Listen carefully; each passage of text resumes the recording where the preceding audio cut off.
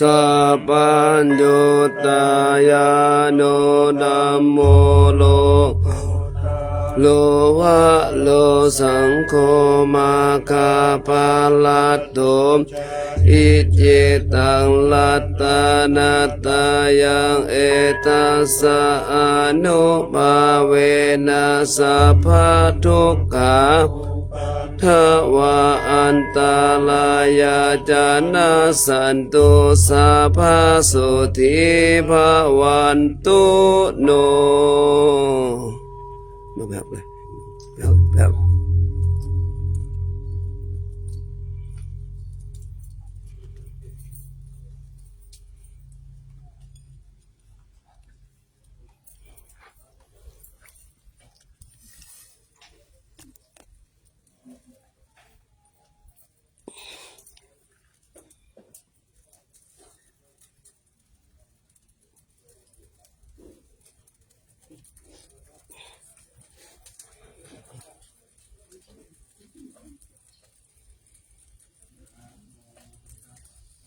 ภะคะวะโตอะระหะโตสัมมาสัมพุทธัสสะนะโมตัสสะภะคะวะโตอะระหะโตสัมมาสัมพุทธัสสะนะโมตัสสะภะคะวะโตอะระหะโตสัมมาสัมพุทธัสสะ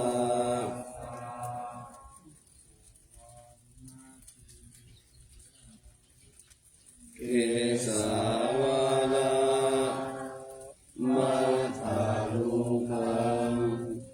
วารัญญาคาทุสุเทวานามาคังนาลาเทเวหิสัพพะปุชิตังอาหังวันทามิสัพพะทาอัญญาวาอาจามิเกวาจันติมาอิวาทาลายังอิตากาตาเยสาสนานิยานิเกติโมฆะปัตตมาวะรังอาปายานิวาลานังอาลาหังสัพพะโสปานังปัฏฐามังอุปัชฌังทาหะเปตวะปัจจจิวะลังยังยังจาตังสังฆมัชเชอุจจาสวะหะ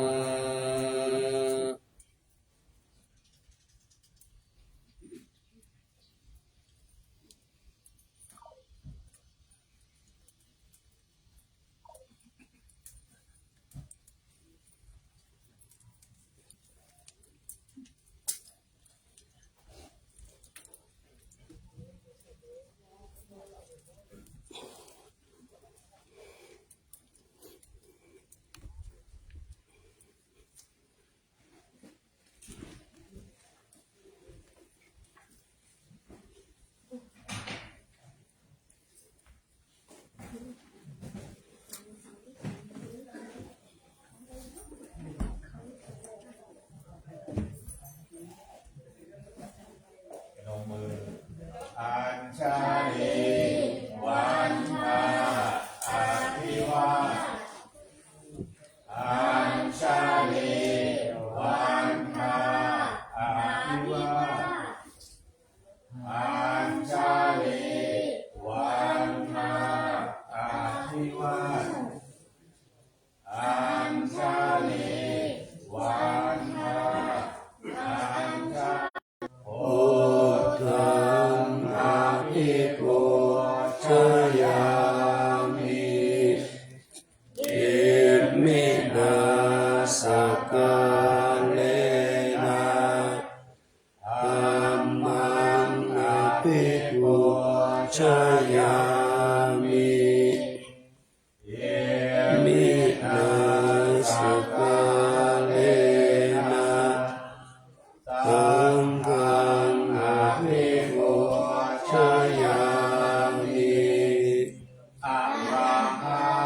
สัมมาสัมพุทโธภะคะวาพุทธังภะคะวันตังอะภิวาเทมิ สวาคา อะโตภะคะวะตะธัมโมธัมมังนามัสสามิ โสปาติ ปั ปั น น โน โน ภะคะวะโตสาวกสังโฆสังฆังนามามิ ลำดับต่อจากนี้ไปขอเชิญทุกคนทุกท่านสดับรับฟังพระธรรมเทศนาณบัดนี้พมาจะโลกาธิปติสหัมปติสัตตัญชลีอธิวรังอายาจตาสันติภาจัตตาปารัชนาชาติตาเทเตตุธัมมังอนุกัมปิมังปะทัง นะโมตัสสะภะคะวะโตอะระหะโตสัมมาสัมพุทธัสสะนะโมตัสสะภะคะวะโตอะระหะโตสัมมาสัมพุทธัสสะนะโมตัสสะภะคะวะโตอะระหะโตสัมมาสัมพุทธัสสะรักเขยยะอัตโนสาธุงละวนังโลนะตังยะถาติขอน้อมถวายความเคารพพระเดชพระคุณหลวงพ่อพระธรรมเสนาบดีเจ้าคณะภาคเจ็ดเจ้าอาวาสวัดพระธาตุดอยสุเทพราชวรวิหารพระเถรานุเถระและครูบาอาจารย์ทุกรูปขอเจริญพรท่านสาธุชนทั้งหลายที่มาฟังธรรมณพระวิหารแห่งนี้ทุกท่านณโอกาสแบบนี้อาตมาภาพจะได้แสดงรับธรรมเทศนาในเรื่องไว้ชื่อพรรณนาถึงเรื่องคนควรรักษาความดีของตนไว้ เพื่อเป็นเครื่องประคับประคองฉลองศรัทธาประดับปัญญาบารมีอนุโมทนากุศลบุญราศีของท่านสาธุชนทั้งหลายผู้คนขวายมาบำเพ็ญบุญบำเพ็ญกุศลณพระวิหารหลวงแห่งนี้ เพื่อเป็นข้อคิดข้อธรรมให้ท่านสาธุชนทั้งหลายได้นำไปพัฒนาชีวิตสืบต่อไป วันนี้เป็นวันธรรมสวนะกำหนดเป็นวันฟังพระศาสนธรรมคำสอนขององค์สมเด็จพระสัมมาสัมพุทธเจ้าตามปกติการนิยมสำหรับพุทธบริษัททั้งหลายณบัดนี้จัดแสดงพระธรรมเทศนาตามอนุสาสนีที่อัญเชิญมาเป็นนิเทศรสณเบื้องต้นนั้นว่ารักเขยยะอัตโนสาธุงละวนังโลนะตังยะถาซึ่งแปลว่าคนควรรักษาความดีของตนไว้เหมือนเกลือรักษาความเค็มฉะนั้นดังนี้อธิบายว่าคนดีนั้นมีอยู่สองประเภทคือดีนอกหนึ่งดีในหนึ่งดีนอกนั้นคือดีด้วยสิ่งของข้างนอกเช่นมีตึกบ้านร้านค้าที่ดินเครื่องสวนไร่นารถเกวียนทรัพย์สินเงินทองเพชรพลอยช้างม้าโคกระบือแพะแกะสุกรไก่เป็นต้นหรือได้พึ่งบิดามารดาเจ้านายช่วยอุปการะสนับสนุนและญาติมิตรสหายที่เป็นคนดีช่วยอุปถัมภ์บำรุงรวมเป็นสองคือสิ่งที่ไม่มีวิญญาณหนึ่งสิ่งที่มีวิญญาณหนึ่งเหล่านี้เรียกว่าดีนอกคนบริบูรณ์ด้วยดีนอกเหล่านี้ก็เรียกว่าเป็นคนดีประเภทหนึ่งดีในนั้นคือดีด้วยส่วนข้างในเช่นมีวิชาความรู้ศิลปวิทยาต่างๆและประพฤติปฏิบัติตัวดีพร้อมทั้งกายวาจาทั้งอัธยาศัยใจคอสุภาพเรียบร้อยสมกับหน้าที่การงานของตัวรวมเป็นสองคือวิชาความรู้หนึ่งจรรยาความประพฤติหนึ่งเหล่านี้เรียกว่าดีในคนบริบูรณ์ด้วยดีในเหล่านี้ก็เรียกว่าเป็นคนดีประเภทหนึ่งดีนอกกับดีในนั้นถ้าจะเปรียบกับน้ำหนักกันเข้าดีในดีกว่าดีนอกทั้งนี้เพราะถ้าตึกบ้านพังไฟไหม้เสียหมดก็เป็นอันหมดดีรถเกวียนเก่าชำรุดพังหักพังก็เป็นอันหมดดีทรัพย์สิน สินเงินทองเพชรพลอยใช้หมดไปหรือถ้าถูกขโมยไปเสียก็หมดดีช้างม้าโงโคกระบือแพะแกะสุกรไก่ล้มตายหมดก็หมดดีบิดามารดาเจ้านายผู้เป็นที่พึ่งช่วยอุปการะอุดหนุนและญาติมิตรสหายที่รักใคร่ช่วยอุปถัมภ์ล่วงลับแตกดับตายไปเสียก็หมดดีอาศัยดีนอกประกอบก็ดีได้จริงเช่นเอาเครื่องประดับเงินทองเพชรพลอยตกแต่งเข้าก็น่าเอ็นดูถ้าเอาเครื่องประดับออกเสียแล้วก็ไม่น่าเอ็นดูเพราะไม่มีดีในส่วนดีในนั้นไม่รู้จักหมดสิ้นไปเหมือนดีนอกเช่นวิชาความรู้และศิลปวิทยาซึ่งได้ศึกษาฝึกหัดให้ช่ำชองจนเป็นคุณสมบัติติดตัวแล้วก็สามารถติดตัวไปได้จนวันตายไม่สูญหายไปอย่างเสียจะไปที่ใดก็ติดตัวไปได้ทุกวันทุกแห่งช่วยให้ประกอบการงานเลี้ยงชีพและให้ทำกิจการสำเร็จตามกำลังของวิชาและศิลปะนั้นๆทำให้เป็นสง่ากล้าหาญสามารถทำให้เกิดความนิยมนับถือในหมู่ประชาชนได้พึ่งพาอาศัยไปจนวันตายไม่หมดเปลืองสิ้นสูญไปเหมือนดีนอกโดยที่สุดแม้แต่โจรผู้ร้ายก็ไม่สามารถที่จะขโมยหรือปล้นเอาไปได้เหมือนอย่างดีนอกจึงนับได้ว่าดีในดีกว่าประเสริฐกว่าดีนอกด้วยประการชนี้อันหนึ่งดีนอกนั้นถ้าจะไปไหนที่ใดไหนจะเอาติดตัวไปทั้งหมดก็ไม่ได้บางอย่างก็เอาไปได้บางอย่างก็เอาไปไม่ได้แม้ที่เอาไปได้เช่นทรัพย์สินเงินทองถ้ามีมากก็เอาไปได้ไม่หมดส่วนที่เอาไปได้ก็ยังต้องหวาดเกรงต่ออันตรายต่างๆถ้าระวังรักษาไม่ดีก็มีภัยเกิดขึ้นได้จริงๆบางทีถึงกับต้องเสียชีวิตส่วนดีในอยู่ในตัวไม่มีโจรผู้ร้ายจะแย่งชิงวิ่งราวลักปล้นออกไปได้กลับช่วยคุ้มครองป้องกันอันตรายให้ด้วยเพราะอาศัยดีในคือสติปัญญาความสามารถและศิลปศาสตร์นั้นๆอีกอย่างหนึ่งดีนอกนั้นเมื่อจะนำออกไปไหนๆด้วยก็ลำบากยากเพราะต้องออกหิ้วแบกหามป้องกันรักษาบางทีก็หลงลืมหายตกหล่นไปส่วนดีในติดตัวอยู่กับตัวไม่ต้องกลัวลืมและไม่ต้องลำบากด้วยการที่จะหอบหิ้วเป็นต้นอีกในหนึ่งกล่าวเฉพาะดีในซึ่งสำเร็จอยู่ในตัวไม่เกี่ยวกับดีนอกมีช้างม้าไร่นาเลือกสวนเป็นต้นยังแบ่งได้เป็นสองวิธีคือกายวาจาดีเป็นดีนอกหนึ่งใจดีเป็นดีในหนึ่งทั้งสองอย่างนี้ถ้าจะเปรียบน้ำหนักกันเข้าดีนอกสู้ดีในไม่ได้ทั้งนี้เพราะว่าคนมีกริยาสุภาพเรียบร้อยน่าดูน่าชมกล่าววจีไพเราะสนอโสดท่วงทำนองจับใจนี้เป็นส่วนดีนอกแต่ถ้าขาดดีในคือใจไม่ดีโหดเหี้ยมดุร้าย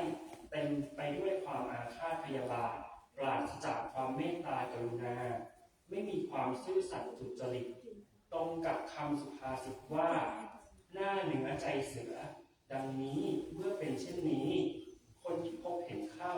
ยังไม่รู้ถึงอัธยาศัยใจคอก็พอจะนิยมรักใคร่นับถือแต่คงคบหาสมาคมกันไปได้ไม่นานเท่าไหร่พอรู้อัธยาศัยใจคอเข้าก็จะกลับกลายเกลียดชังเบื่อหน่ายเสื่อมคลายความนิยมรักใคร่ดีนอกสู้ดีในไม่ได้ดังนี้ถ้ากายแม้จะไม่ดีไม่เรียบร้อยและวาจาไม่ไพเราะอ่อนหวานนอกไม่ดีแต่ในดีไม่มีใจผูกอาฆาตพยาบาทมีเมตตากรุณาซื่อสัตย์สุจริตตรงกับสุภาษิตว่าหน้าเสือใจเนื้อเช่นนี้คนที่พบเห็นเข้าทีแรกมักเกลียดชังไม่ชอบไม่อยากคบแต่เมื่อพบเห็นและสมาคมกันนานๆเข้าจนรู้อัธยาศัยใจคอภายในความดีในคือใจดีสามารถเปิดมาปิดกั้นความไม่ดีภายนอกคือ จาเสียได้ทำให้คนที่รู้ถึงใจนั้นนิยมนับถือเคารพรักใคร่วางใจอย่างสนิทสนมเรื่องนี้ชี้ให้เห็นว่าดีในสำคัญกว่าดีนอกอีกประการหนึ่งคนใดมีร่างกายหมดจดงดงามผิวพรรณผุผ่องนี้ก็เรียกว่าดีนอกใครเห็นเข้าชวนใจให้เกิดความนิยมชมชอบน่าพัฒนาการไม่เกลียดชังนี้เป็นกำไรของคนนั้นที่ได้เปล่าๆไม่ต้องทำอะไรเลยดีกว่าที่เห็นแล้วเกลียดชังไม่ชอบหน้าถ้าคนนั้นมีดีในคือมีอัธยาศัยใจคอดีเป็นต้นดังกล่าวแล้วก็ยิ่งเป็นหลักสำคัญช่วยพยุงดีนอกเข้าอีกทำให้คนนิยมนับถือมั่นคงยืดยาวมีแต่ความเมตตากรุณาไม่มีค่าศึกศัตรูก็ทำให้คนนั้นได้รับแต่ความร่มเย็นเป็นสุขทุกทิพาราตรีการแต่ถ้าคนนั้นไม่มีดีในดีนอกก็ไม่อาจคุมตัวได้ต้องเสื่อมคลายจากความนิยมยินดีรักใคร่ของประชาชนมิใช่แต่เท่านั้นเขาจะเกลียดชังไม่อยากพบอยากเห็นหรือเป็นข้าศึกศัตรูไม่อยากให้คนนั้นเข้าไปสู่เคหสถานบ้านเรือนของเขาเสียด้วยข้อนี้สอนให้เห็นชัดว่าดีในเป็นหลักสำคัญมากกว่าดีนอกดังพรรณนามาชนี้เมื่อสาธุชนทราบความจริงอย่างนี้แล้วคนมีรูปร่างไม่หมดจดงดงามก็อย่าเพิ่งเสียใจเกิดมาอย่างไรก็ต้องเป็นไปอย่างนั้นเลือกเอาตามความพอใจของตนไม่ได้เพราะต้องไปอย่างนั้นตามธรรมชาติแม้จะพยายามแก้ไขก็ได้บ้างเล็กน้อยเช่นการประดับตกแต่งเป็นต้นแต่มีข้อมั่นใจได้อย่างแน่นอนว่าถ้าอุตสาหะพยายามฝึกหัดอบรมดีในให้บริบูรณ์ขึ้นเต็มที่ได้คงเป็นที่นิยมนับถือรักใคร่เมตตากรุณาคลายความรังเกียจเกลียดชังรูปร่างภายนอกเป็นแน่ทีเดียวส่วนคนที่มีรูปร่างหมดจดก็อย่าประมาทมัวเมาควรเอาใจใส่ทำนุบำรุงเพิ่มพูนดีในให้บริบูรณ์อยู่เสมอถ้ายังขาดดีในก็จงปลอบใจตัวเองว่า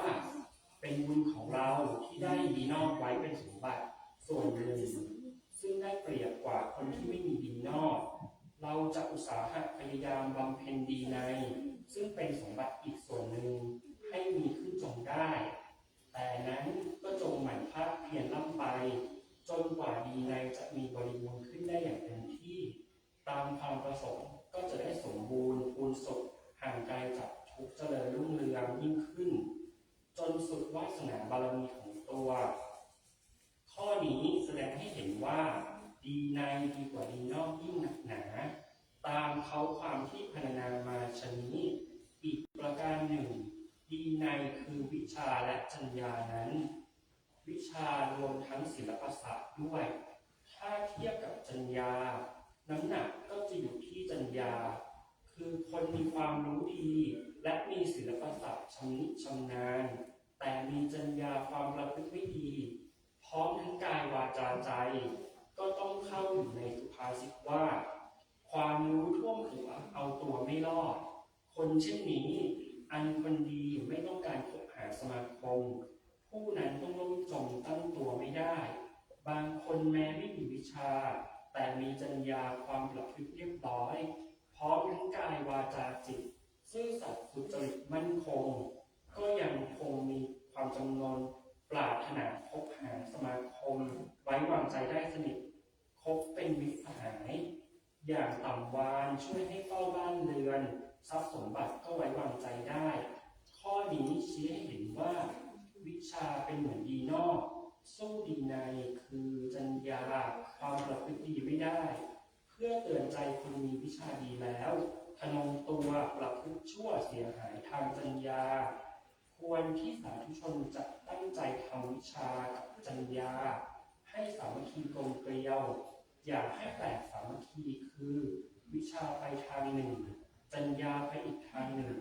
จะได้พึ่งคุณธรรมสองประการเป็นหลักฐานตั้งตัวได้มั่นบากบั่นให้บรรลุความดีงามความเจริญถึงที่สุดได้เต็มความสาม บริษัทจงบำเพ็ญคุณความดีให้มีขึ้นเป็นหลักมั่นบากบั่นแสวงหาสะสมดีที่ยังไม่มีให้ดีขึ้นที่มีอยู่แล้วแต่ยังบกพร่องต้องเพิ่มเติมให้บริบูรณ์เต็มที่เมื่อเต็มที่แล้วจงทำนุบำรุงรักษาไว้ให้มั่นคงอย่าประมาทลุ่มหลงปล่อยปละละเลยจงเอาอย่างเกลือจะเป็นก้อนเล็กหรือก้อนใหญ่หล่นอยู่ที่ไหนๆก็รักษาความเค็มของมันไว้ได้เป็นอย่างดีไม่จืดจางตั้งแต่มีเกลือปรากฏมาในโลกจนแบบนี้และจะมีอีกต่อไปในเบื้องหน้าถ้าทำได้อย่างพรรณนามานี้ก็จะมีความเจริญด้วยลาภยศสรรเสริญทรัพย์สมบัติคุณสมบัติบริวารเกษมสำราญร่มเย็นเป็นสุขทุกข์ที่พาราตรีการโดยในปัญหาดังพรรณนามาเทศนาปริโยสาเนในที่สุดแห่งพระธรรมเทศนานี้อาตมาภาพขออ้างเอาคุณพระศรีรัตนตรัยและด้วยอำนาจบุญกุศลคุณงามความดีที่คุณโยมทั้งหลายได้สมัยฉันท์ร่วมกันบำเพ็ญให้เป็นไปตั้งแต่ต้นขอจงมารวมกันเป็นตบะเป็นภาวะปัจจัยและขอพระบรมธาตุดอยสุเทพช่วยปกป้องคุ้มครองญาติโยมทุกคนสาธุชนทุกท่านให้ปราศจากความเจ็บไข้ได้ป่วยมีสุขภาพพลานามัยสมบูรณ์จงเจริญด้วยสิริสวัสดิ์พิพัฒน์มงคลสมบูรณ์พูนผลด้วยสิ่งอันพึงปรารถนาจงทุกประการเถิดรับประทานวิปัสสนาพระธรรมเทศนาในเรื่องไว้ชื่อก็สมสมัยได้เวลาขอสมมุติยุติลงคงไว้แต่เพียงเท่านี้เอวังก็มีด้วยประการฉะนี้สาธุสาธุสาธุ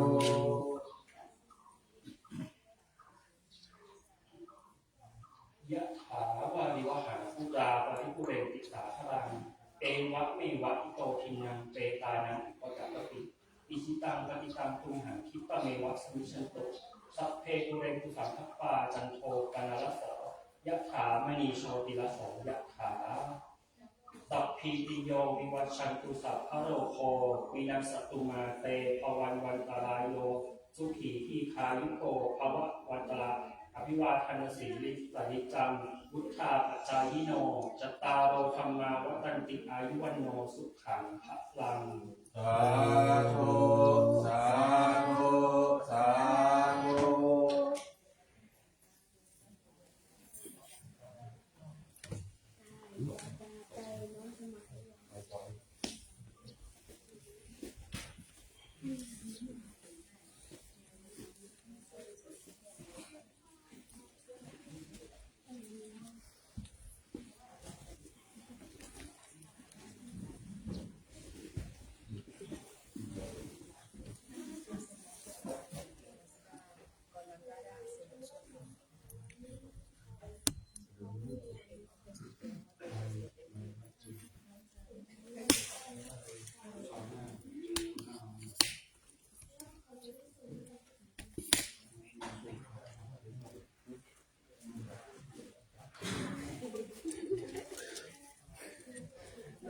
เดี๋ยวจะมีพระทำวัดอีกแล้วค่ะ ทำจะยุบเวียนเทียนก่อน เย็นกี่โมงคะ เวียนที่นี่แหละเวียนนี่แหละ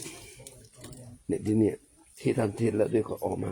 เวียนเทียนจะ เหรอคะไม่ค่ะเดี๋ยวตอนนี้อีกตอน เอา กี่ ฝ โม น ง ตกฝนตกไม่ได้ไม่ใช่มั้งฮะ เดี๋ยวกี่โมงสวดมนต์อีกทีหนึ่งคะ ก็ประมาณสัก6 โมงครึ่ง 6 โมงครึ่ง ประ เดี๋ยว มาณ สวดมนต์อีก ประ ร มา อ ณ บหนึ่ง ประมาณนั้น โอเคค่ะ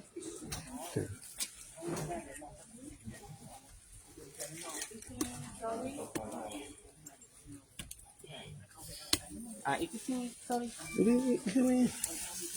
It's me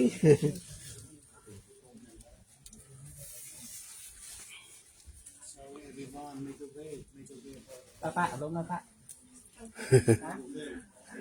ป้ากำลังป้า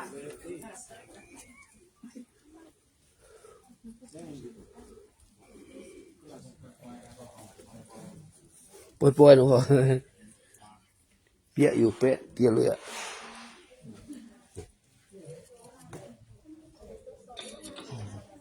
ตรงไหนบ้าง ใน ลำดับต่อไปจะเป็นพิธีพระทักษิณเวียนเทียน ก็ผมพระสวรรค์ท่าที่ดีพระบรมธาตุดอยสุเทพประจำวันพระตกค่ำเดือน6แรม15 ค่ำเนื่องจากตอนนี้มีฝนตกปล่อยๆไม่สามารถจะทำการเดินทางสิทธิ์ได้ เราจะกล่าวคำถวายคำบูชาและคำสิ่งเป็นเกียรติโดยนั่งอยู่ในโลกนะครับภายใต้ร่มมันมีธรรมของพระเดชพระคุณหลวงพ่อพระธรรมเสนาบดีหลวงพ่อหลวงพ่อพระธรรมเจ้าเจ้าวาดพระธาตุดอยสุเทพ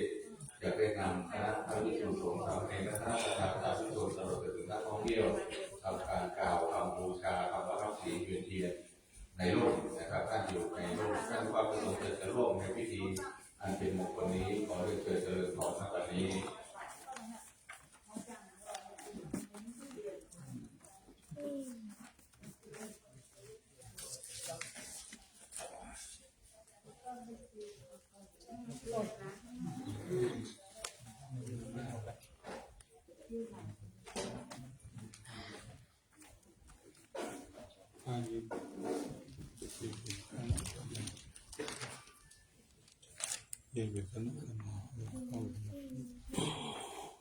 กล้องนี่ถ่ายนอกถ่ายในถ่ายนอกถ่ายใน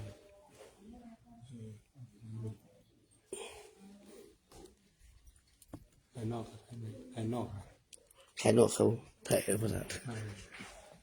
มายืนได้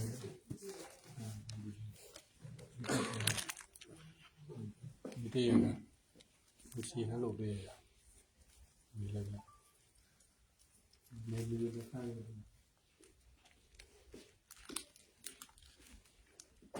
ยามหังสัมมา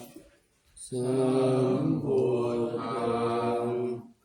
ภะคะวันตังสรณังคัจโตอิมินาส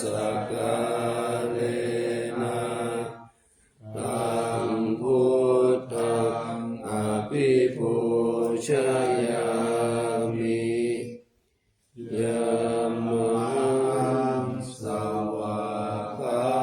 ตังภะคะวะตาธัมมังสรณังคัจโตอิมินาสกาเลนะตังธัมมังอภิปูชยามิยามหังสุปฏิปันนังสังฆังสรณังคัจโตอิมินาสกาเลนะตังสังฆังอภิปูชยามิยามหังสุวรรณเจติยังสารนังคัจโตอิมินาสกาเลนะตังสุวรรณเจติยังอภิปูชยามิ อะระหังสัมมาสัมพุทโธภะคะวาพุ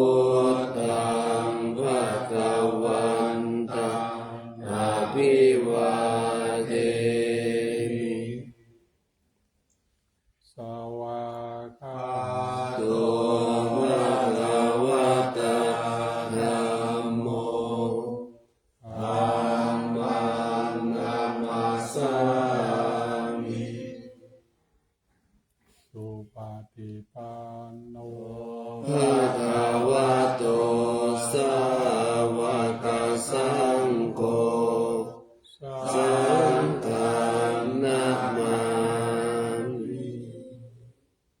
สุวรรณเจติยัง เกสาวาลามัทธาลุงคังวาลัญญาคาตุงสุเทวานามกังนาราเทเวหิสัพพะปุชิตัง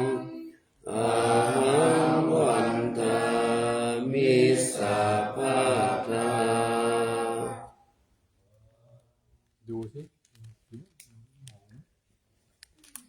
มั้ง ปล่อยครับ ไม่ป่วย ไปได้ไหม มันเปียก คนไปได้ ครับเป็นปัญหา เอาฝากไปวางหน้าว่า ครับ ข้าไปทำวางว่า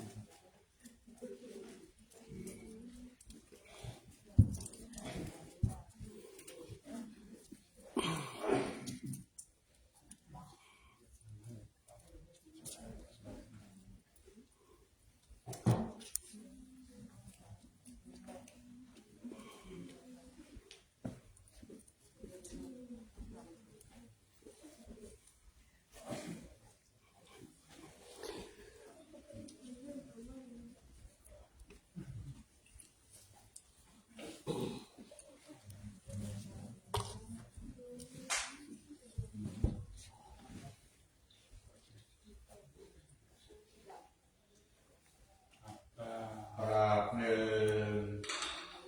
กราบสองกราบสาม นะโมตัสสะ ภะคะวะโต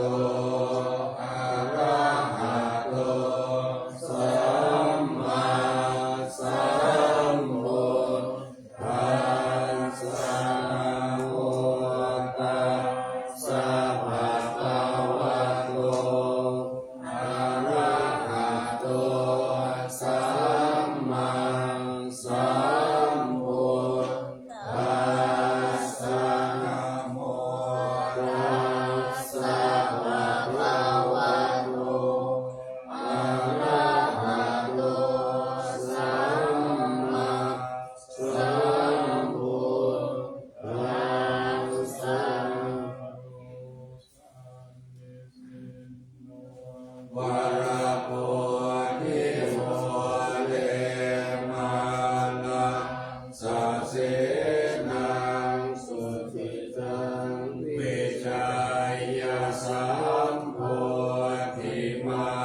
คันจิอานันตายาโนโลโกตโมตังปะนามามิพุ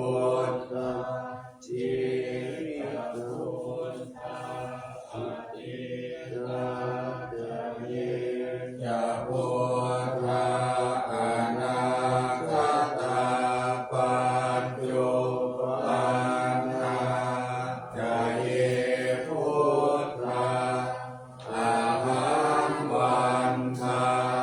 มิสัพพะทา ภะคะวะอะระหังสัมมาสัมพุทโธวิชชาจารณสัมปันโนสุขโตโลกวิทูอนุตตโรปุริสธรรมสารติสัทธาเทวม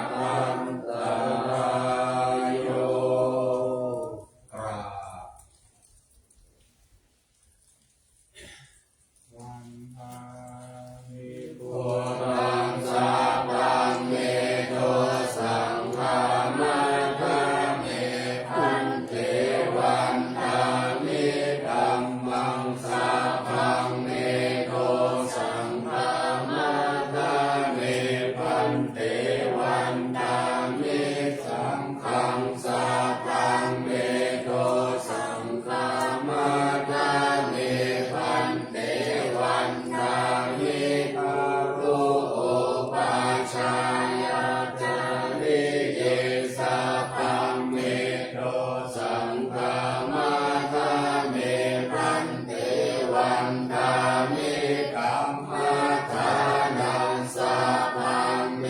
โตสังฆามาทาเมพันเต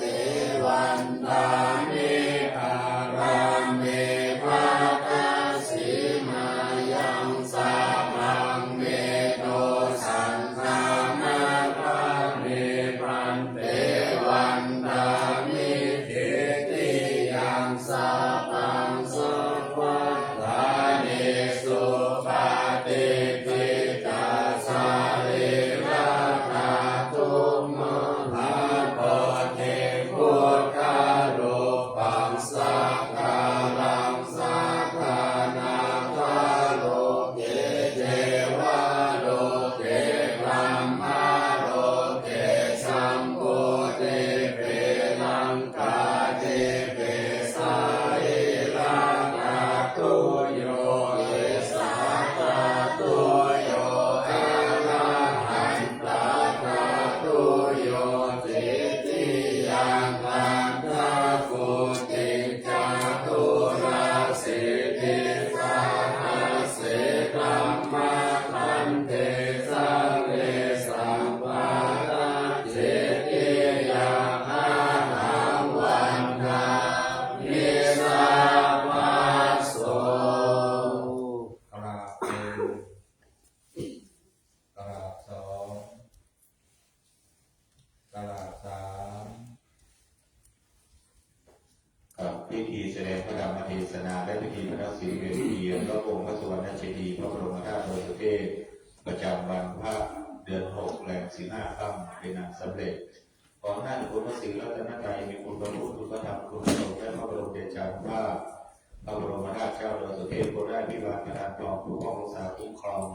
ให้คณะสัตยาสาธุชนตลอดจนถึงนักท่องเที่ยวเดินทางกลับไปยังสถานบ้านช่องภูมิสถานของท่านด้วยความสะดวกปลอดภัยบุญตุตามรักษาเทวดาประจำคุ้มครองทุกคนทุกท่านด้วยเถิด ดู